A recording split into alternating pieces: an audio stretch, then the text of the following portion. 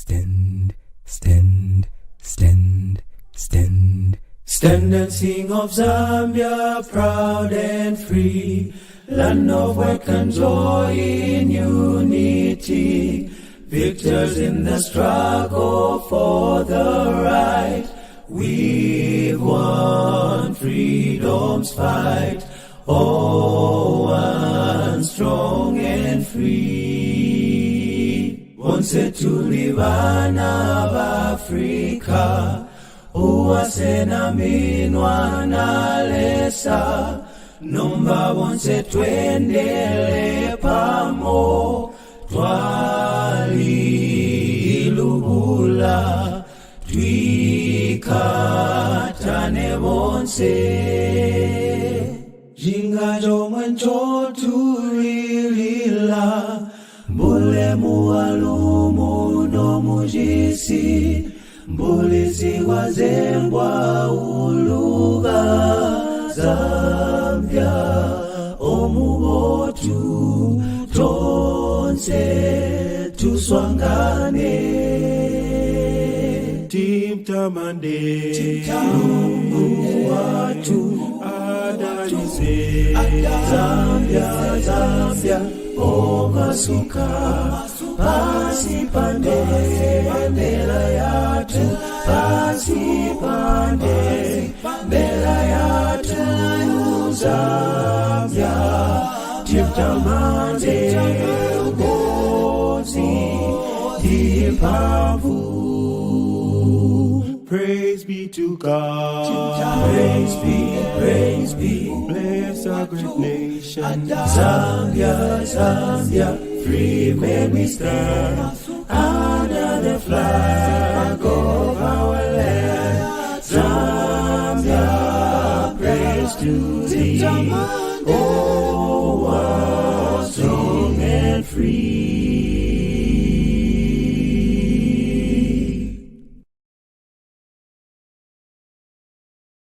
Your Excellency, the first Republican President of the Republic of Zambia, Dr. Kenneth Kaunda, Kanabesa, Vatata, twamupokelela nensansa ishikalamba sana mwishina ili akwalesa mkulu tata n'omwana n'omupashi wa mushilo tuletila kuliba kateka wesu tata mwaiseni pomkwai mwaiseni nakapundu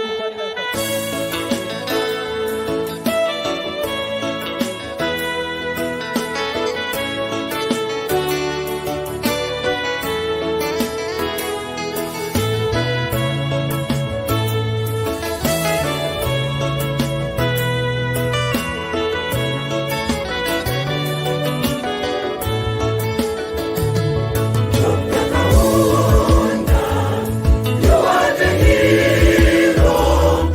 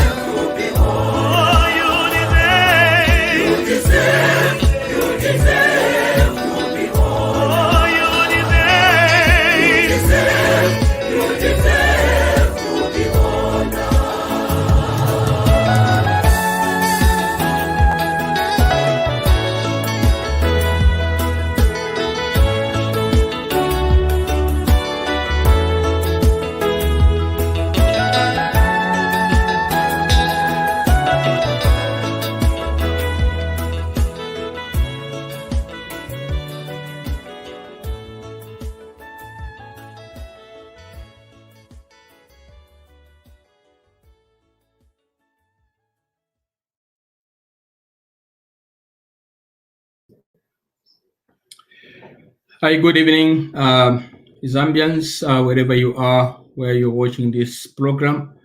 It could be afternoon, perhaps evening, morning. I welcome you to the program tonight. It is evening in the UK where we are broadcasting this from. And I just want to thank you for joining in. My name is Apostle Dr. Sam Ngambi, as you can see on the screen there, and I'm based in the United Kingdom, in Coventry, the Midlands of England. I am an apostle in the kingdom of God. I'm God's servant. I pastor a church here in Coventry. Secularly, I'm also an academic at a university in the city where I live, where I teach engineering.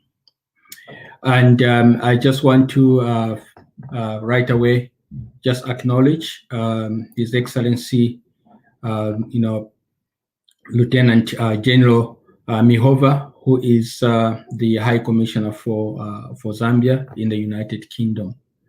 I also just want to acknowledge the organizers of this online radio, particularly Pastor Austin and the crew and everybody that is behind the SO Online Radio that has been bringing these programs every day. And today, I guess, is day 17, if I'm not mistaken. We've been running these programs every day in line with the government 21 days of national mourning. And every night we have a different speaker who comes on to speak and just, provide, commemorative commentary on our late founding father, the President, Dr. Kenneth David Kaunda.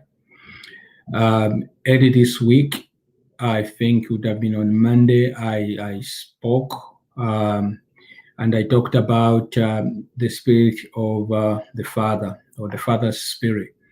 And I talked about the spirit that our Father, Dr. Kenneth Kaunda, has left with us.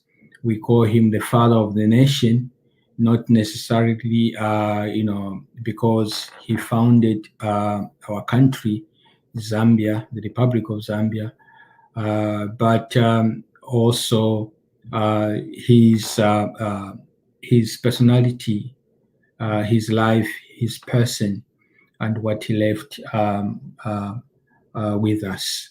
And that's the spirit that I spoke about last time, that I believe will live on with us as a legacy, and that we will learn from it and embrace it and build from that.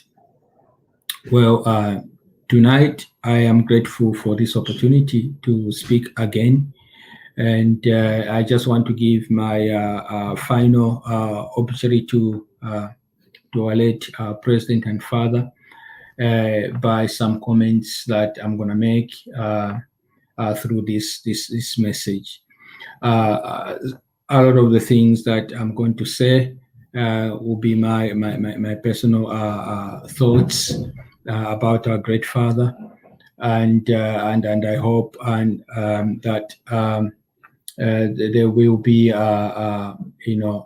in good level to the father we are talking about, Dr. Kenneth Kaunda. And I have included some information that I've picked from my research as well. A lot is known about our president, our late president, and therefore there isn't much that I will say, or somebody would say, that is not already known in there. So like last time, what I will say tonight as my obituary message to Dr. Kenneth David Kaunda is very Bible-based. And so I will start by quoting two scriptures from the Bible.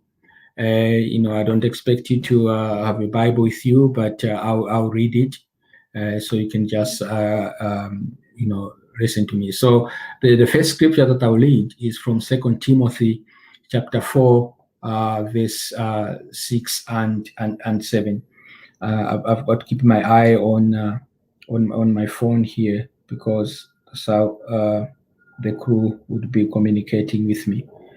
Okay, that's good. Okay, so so 2 Timothy chapter 4, verse 6 and 7 through 8 says, "For I am already being poured out like a drink offering, and time has come for my departure." Verse 7, "I have fought the good fight, I have finished the race, I have kept the faith." Verse 8, "Now there is in store for me the crown of righteousness, which the Lord, the righteous judge, will award to me on that day. And not only to me, but also to all who have longed for his appearing."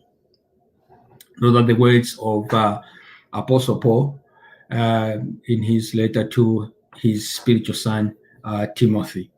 And then also from Ecclesiastes chapter 9, verse 11, it says, "I have seen something else under the sun. The race is not to the swift, or the battle to the strong, nor does food come to the wise, or wealth to the brilliant, or favor to the learned, but time and chance happen to them all." I have picked on these two verses, which will guide my obituary message today, about our late father, David Kaunda. What I would like to say right from onset as a message to him is, "Sir, you finished stronger." Our president, Dr. Kenneth David Kaunda, you finished your race stronger. You know, some leaders are born for greatness. Some achieve their greatness during their time of leadership. And let me just take the presidency, for example, as the type of leadership that I would like to talk about.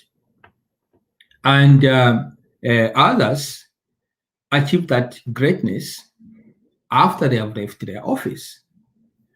And certainly, that is what it is with Dr. Kenneth Kaunda. We can measure his greatness either during his presidency or after his presidency. But one thing that we all do agree on is that he was born for greatness. He was born a leader. Now, the jury is out on KK's leadership as the president of Zambia. One can ask a question and say, was Kenneth Kaunda a bad, a good, or even a great president? Well, the answer would depend on many factors. That's why I said that the jury is out. It will depend on your personal experience with him. It will depend on your age, generation, with regard to KK's presidency. It will depend on one's opinion of the facts about his presidency, what you want to consider as good or bad. So the jury will always be out. But one thing that I think we can all agree on, which is why today I have entitled my message to our late president, "Sir, you finished stronger." Was Kenneth Kaunda a great ex-president? I think the answer is a resounding yes to all of us. Let me just start with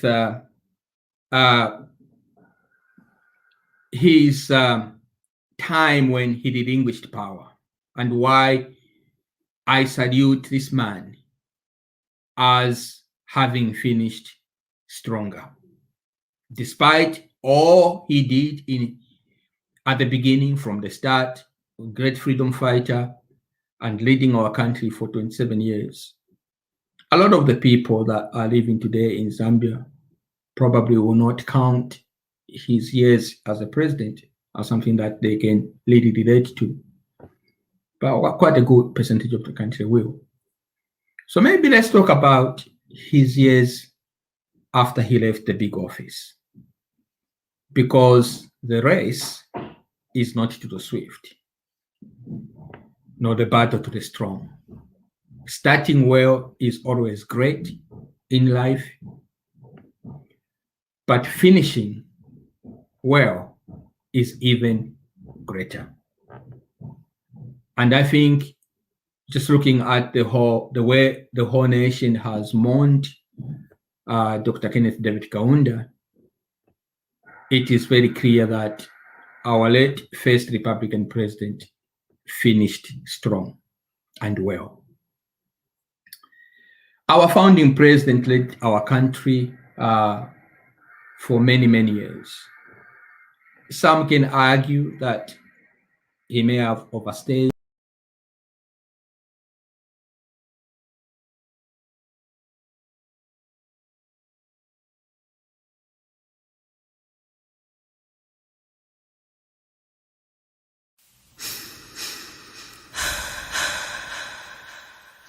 As the deer pants for the water, so my soul.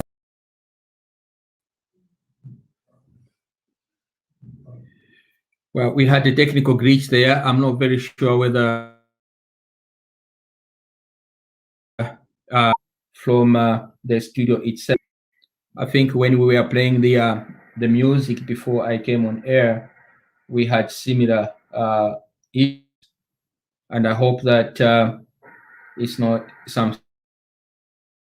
any network connections where I am. So I hope it'll be fine. So let's just look at the moment he relinquished his power. I think we can all agree that despite what would have happened during his presidency, KK set a precedent in the way he relinquished his power. It wasn't easy. It would never be easy for anyone. He had been a president and the father of the nation. He had won the bragging rights and the ownership rights, you may even say, over the nation. But there came a time when we voted him out, and therefore he left power. In my opinion, how this man left power started his second chapter of his life of greatness. And I pray that as a nation, we can really learn a lot from his life after presidency as much as during presidency, particularly for the younger generation that have known KK after presidency. I think there's so much that we can learn from him because I see a lot of greatness in our late father. I mean, I can't mention names over the continent of Africa, how many first Republicans have struggled to relinquish power. And the KK somehow just managed to do that. Even, you know, in this 21st century, 2021, 2020, we have seen it even in advanced democracies, how some presidents have actually struggled to leave power, resulting in insurrections. And also some of the heads of the G20, big, powerful nations, they are like leaders for life.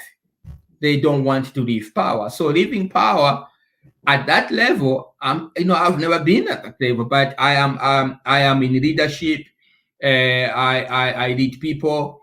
I have positions, in my own category and level. I do have a sense of how it would feel to leave power or a position.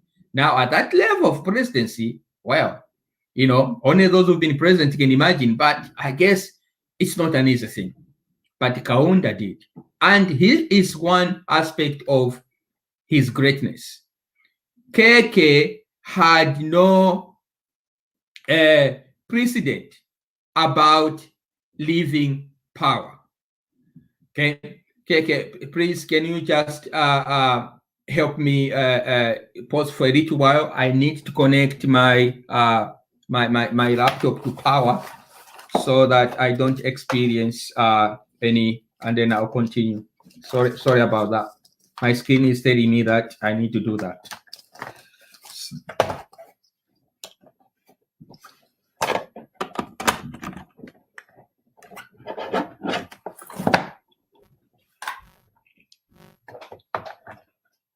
Okay. There we go. Should be fine in a moment.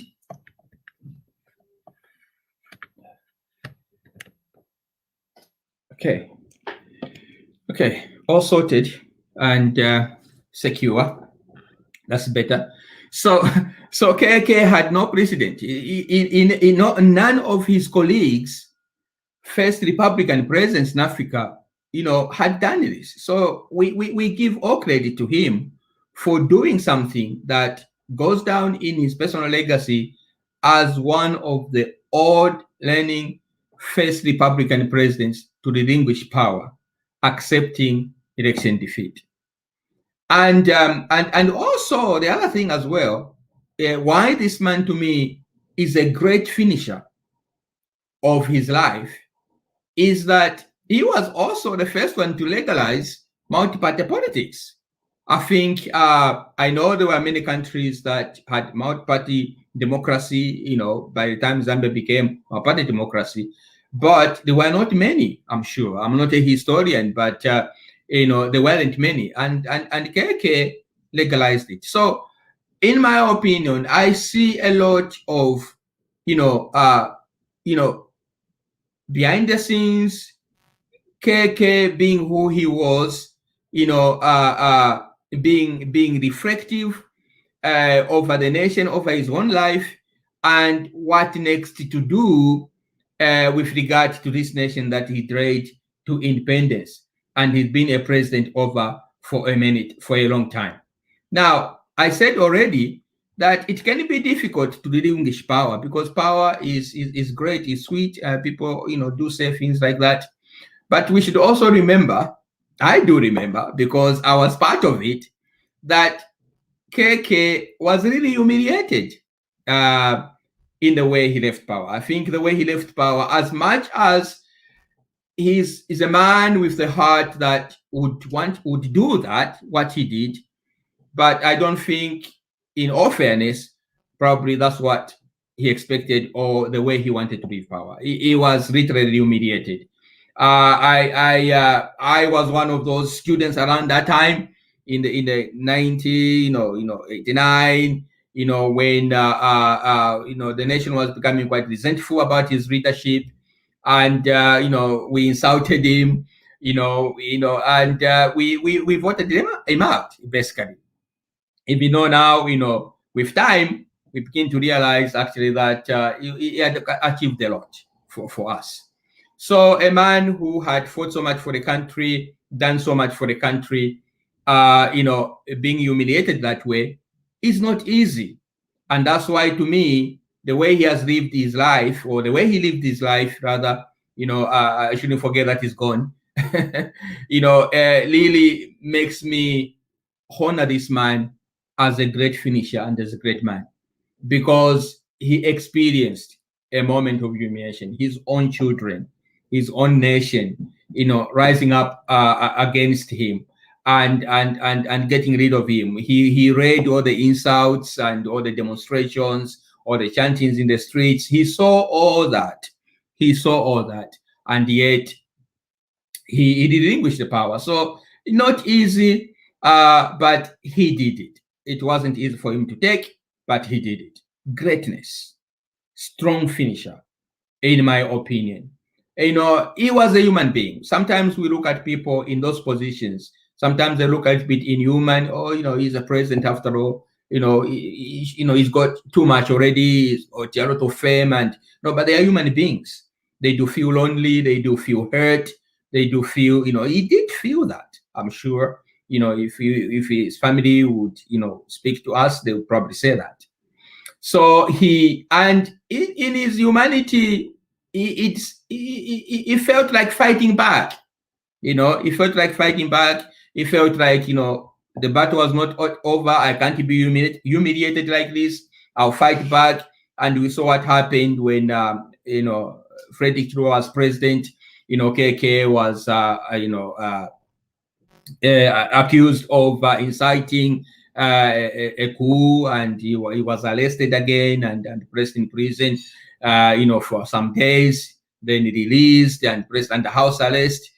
And now all these things would have reminded him of what he went through when he was liberating the country, because, you know, the British colonialists put him in prison, you know, more than once.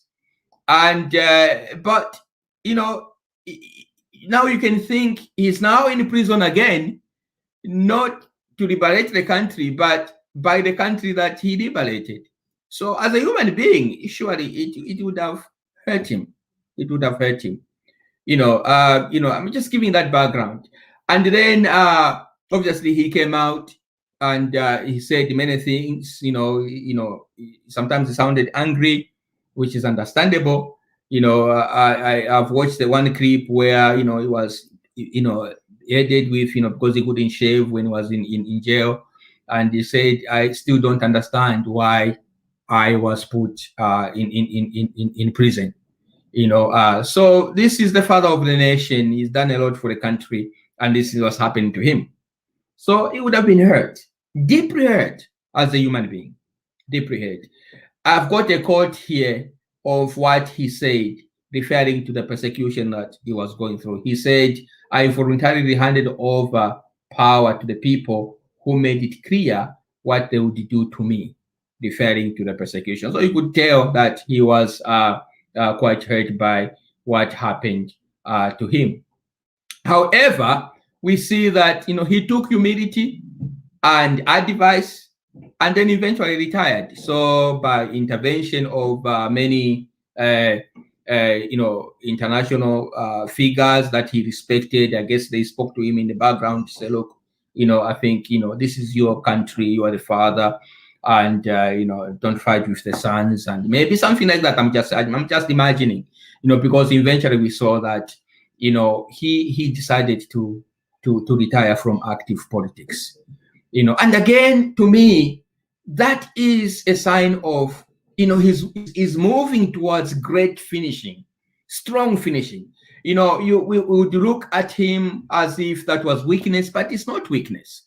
You know, he's still running his race. He's running his race, like Paul said. But you can see that, you know, in his humility to take advice from his friends and international people, and then he eventually just completely retire from politics. That is greatness. KK was not, you know, downhill to finishing weaker, but he was actually, you know, finishing stronger, you know, with his personality. So what next? You know, he then took on some other things that, in the grand scheme of the presidency of a nation, they were really simple things. He took on to humanity, causes of humanity, charity works, you know, and he started doing these things. Somebody who's been a president for 27 years and then gone through a phase of humiliation, and then you know, he puts on, you know, forgiveness and decides, I'll leave this whole thing, and then, but what should I do next? I'm still alive. What should I do? And then he starts another journey of doing these things for human causes, beginning to build another legacy, if you want. And he had challenges in doing that. One was his age. He wasn't young at all, so he started doing things that would demand a lot of energy from him. But he was so passionate about doing this again, with the same passion that probably had when he was fighting for independence for the nation. But also just the pride. You are president of the republic, and now you are having to champion a charity on AIDS, HIV/AIDS, and some of these foundations. It takes a lot of humility, really. So to me, KK, thank you, Mr. President. You finished strong, and this spirit of finishing strong is what I would like us to embrace, every Zambian to embrace. Like one of the president, I think it must have been the president of Kenya during the national mourning, said that KK showed us that there is life after the high office or the highest office. And surely, yes, he did. He did show us that. And we are grateful to God about that. So this man, he took on humility, and he didn't want to be proud. And he began to look at ways of being relevant to the nation, particularly to the younger generation. I mean, I've lived in diaspora for all this time of his, ex-presidency. But I do see images upon images upon images of just common Zambians, young babies and people who post images on Facebook, on YouTube, on social media, having visited State Lodge where he was and shaking hands with him, and he has prayed for them, he has blessed them. I mean, he made his home look like a picnic venue. This is the man who was a president, living in plot number 1, State House. But he humbled himself to becoming just a simple human being. But that was not weakness. That was his journey to great and strong finishing. Just like that. I mean, if I were in Zambia, I would be visiting State Lodge, surely, just to go and say hello to this man. So I really admired those pictures that I saw on social media of Zambians with their families going to visit him, and he had time for them. I mean, his personal secretary would have been busy. His own family would have been busy, receiving all these visitors, people that are just going there so they can, he can sign their autograph and things like that. Greatness. He made himself so known to the younger generation that never experienced his presidency. To me, as great as being a president is, but just what he decided to do after his presidency is strong finishing of somebody's life. Like Paul says, I have run the race. I have finished the fight. I've fought a good fight. I see KK's end of life, ex-presidency life, something like that. So, and what else does he do for his ex-presidents with all these things that have happened? Is that we see that he realizes that, look, my legacy is somebody who fought for this nation using non-violent means. Peacemaker. I know my younger brother has done this to me, put me in prison, but he's my younger brother. He's my young man. This nation, I know the younger generation, they chanted against me, they humiliated me, they said all sorts of things, but they are my children. And he opens up himself, opens up his home and everything. He's working with charities and things like that. But he makes peace with his successors, with President Frederick Chilwa. He supports him. He assures him that he's not going to get into this political way, his way of politics. He's just going to step back and do something completely different. To me, that is greatness. He never mocked MMD for not achieving what they said they would achieve after removing him. I mean, I am thinking God having given KK so much to live, so much life to live after his presidency. KK saw Zambia probably degenerate, if you want. He saw the industries that he built go down. It would have hurt him. It would have pained him. And especially the way we removed him. You know, he would have said, look, you humiliated me. You said you do this, but he decided not to do none of those things. He still supported the successor, and despite what he was looking at. To me, that is finishing great. For a man who already was great, he took it to another level in his ex-presidency. He was a strong and greater finisher. And I thank God that, you know, with that, he got so many awards, some of which probably, you know, in fact, he didn't get them when he was the president. You know, I did some bit of Googling, and there are some of the awards that he got, several awards, you know, and achievements in his recognition when he took that step of what many people would say, oh, that's weakness. You are a great president. Why would you even accept to be living in a small house and, you know, a state lodge and doing things of charity, small little things? But it brought unto him greater recognition. For example, in 2002, Kaunda was appointed the Balfour African President in residency at Boston University in the United States, which he held that position until 2004. In 2003, he was awarded the Grand Order of the Eagle in Zambia by President Levi Mwanawasa. Kaunda also received their Ubuntu Award in 2007. And many roads were named after him in many municipalities across SADC regions, maybe across the whole continent, than they were named during his presidency. He took his greatness to another level in his ex-presidency. He finished stronger even. I mean, Kenneth Kaunda Airport, structures like that, all these awards and achievements. In 2015, he was also given another honor by the current president, Edgar Lungu. And it was at that occasion that he also prayed and blessed the nation of Zambia. And that's what I'll talk about in our next session after the break. And because that, to me, caps everything in his ex-presidency, why this man who has departed from us was such a great father, and he finished strong and well and at the right note, even with God and on behalf of the whole country. So I'll give it back to the studio for a short break, and then I'll come back for a few more minutes and just finish off my obituary about KK's great finishing. Studio, please.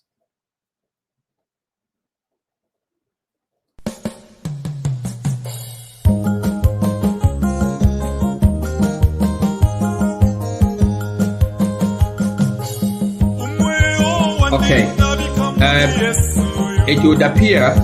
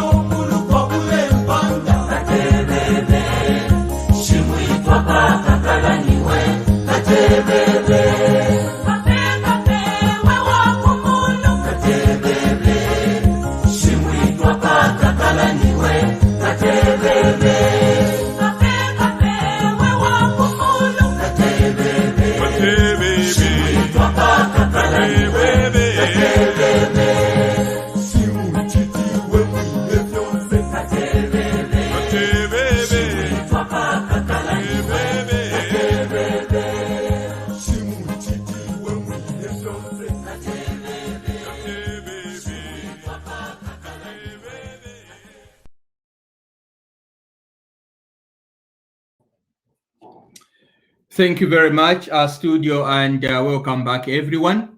So let me just in the next few minutes just cap it up. I've talked about his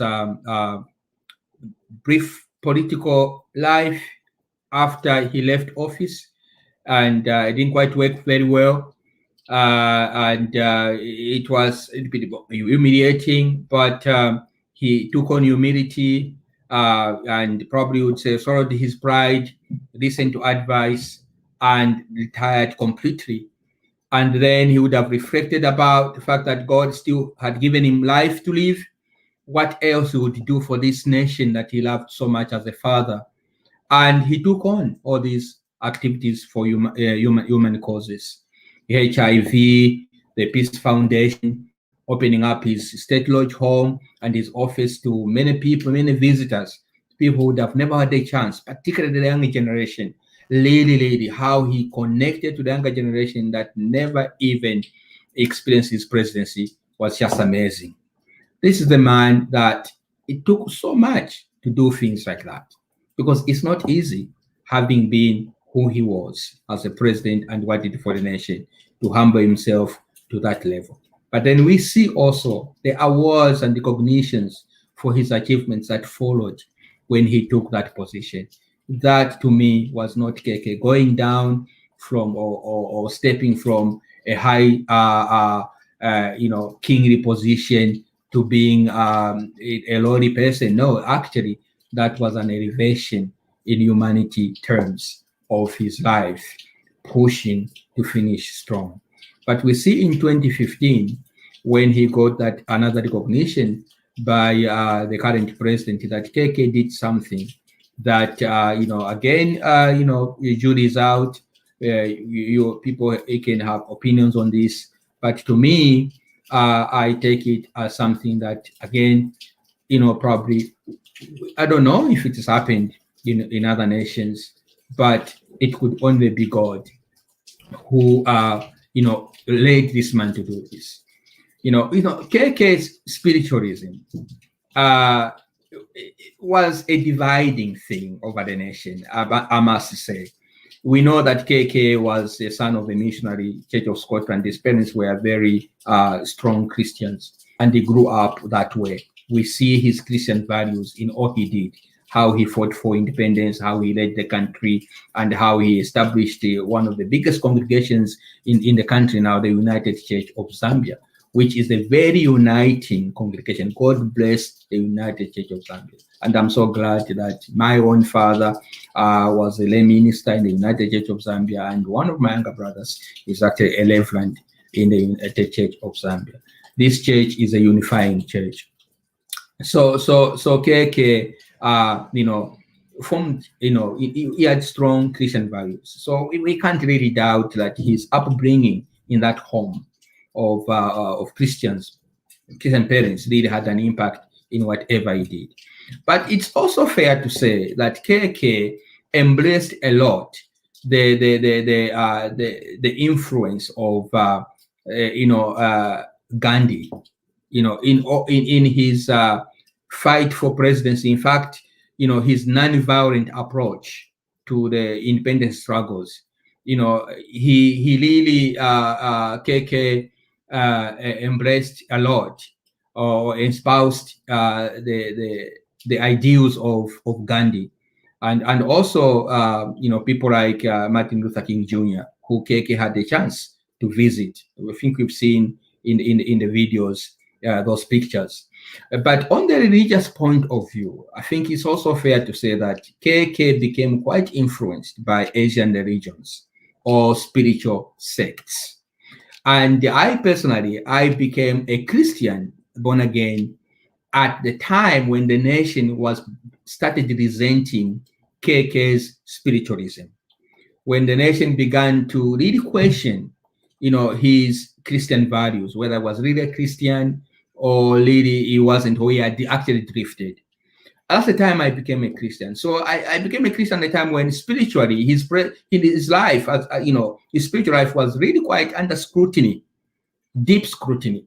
And the time of things like the David Temple in the State House, And there were, books like The Axis of Evil that were written about him by some journalists and things like that.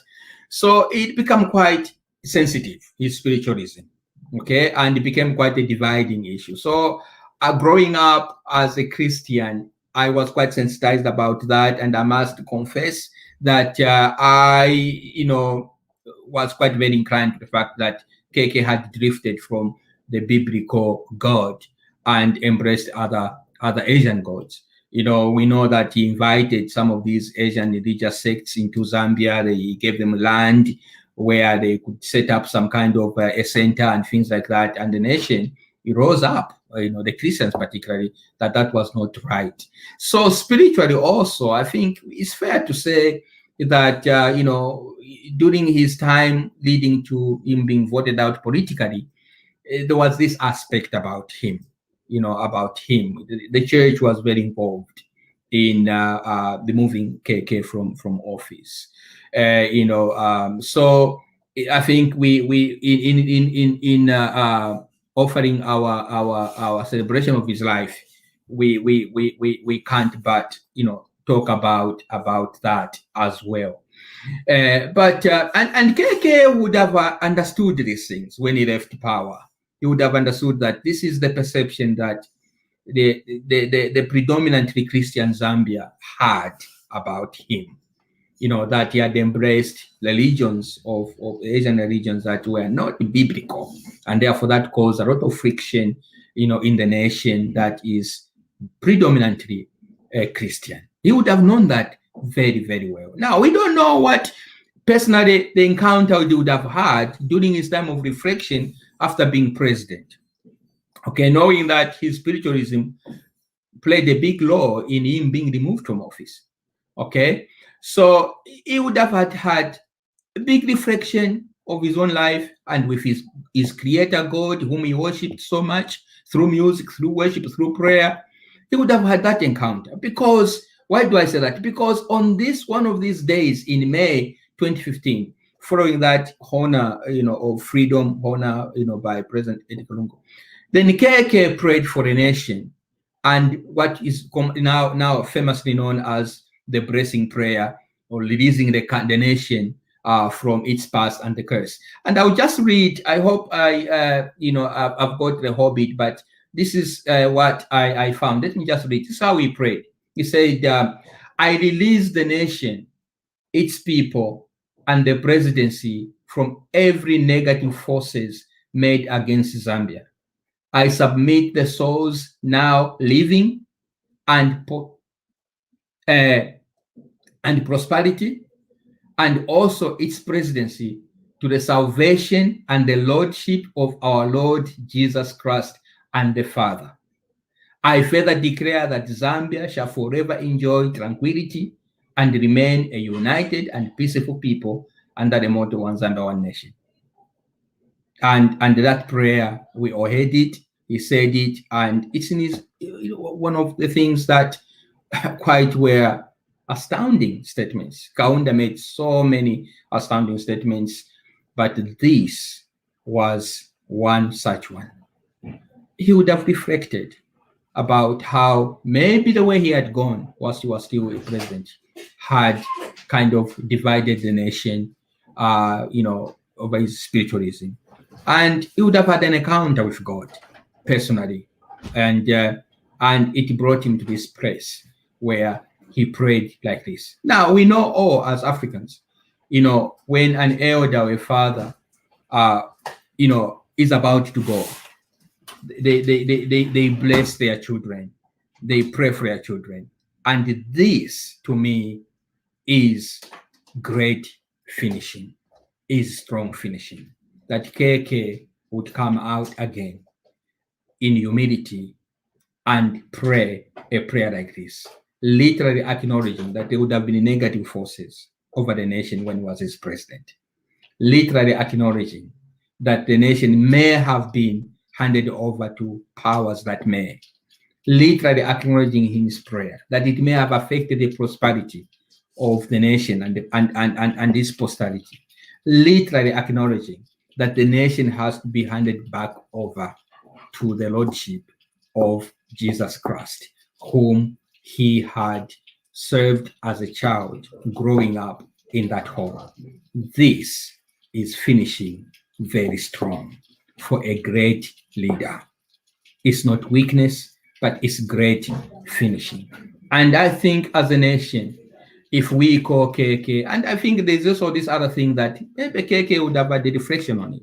During his presidency, we all were made to say this thing, to chant this thing, Kumuluresa Panshi Kaunda, those kind of things. Maybe he would have had his own encounter with God and reflected that let the glory go back to the one who deserves the glory, who is God. That even on earth, the glory belongs to God. For him to come out and pray such a prayer of releasing the nation and blessing the nation. You can argue, we can talk about it, the motives, the intentions. I don't know, nobody knows, only him knows. May God bless his soul, and God knows. But he did pray as a father. It took greatness, humility for him to come out and pray such a prayer over the nation. So what should we do then? We are Africans. We understand what the prayer actually means. When elders pray and they speak like that, it's important for us, therefore, to embrace this prayer, to embrace this declaration by him with all heartedness, with all genuineness, without argument or speculation. Let us embrace this. We know that our fathers, when they're about to go, it is something that even culturally, they tend to bless their children.